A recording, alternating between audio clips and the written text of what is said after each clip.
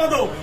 আজকে 14 বছর যে বুকে ব্যথা নিয়ে বেড়াচ্ছে আমার ভাইকে খুনি, সিরিয়াল খুনি শেখ হাসিনা জেলখানায় ঢুকে নিজ হাতে জবাই করে হত্যা করেছিল। সেই কথা বলতে পারিনি, আমার ভাইয়ের নাম উচ্চারণ করতে পারিনি। প্রেস ক্লাবকে সহ মুখে চোখে কালো কাপড় বেঁধে দেওয়া হয়েছিল।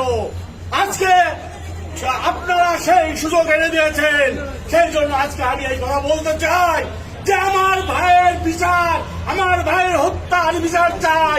শেখ হাসিনাকে ধরে এনে জন আদালতে ফাঁসির মাধ্যমে এই হত্যার বিচার শুনতে হবে।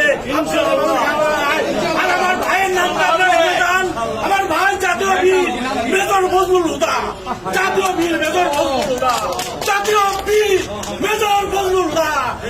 মুক্তির মহান দিবস ঐতিহাসিক 15ই আগস্ট, মুক্তির মহান দিবস ঐতিহাসিক 5ই আগস্ট, 2টা আগস্ট আমরা পেয়েছি। লাল আগস্ট জিন্দাবাদ।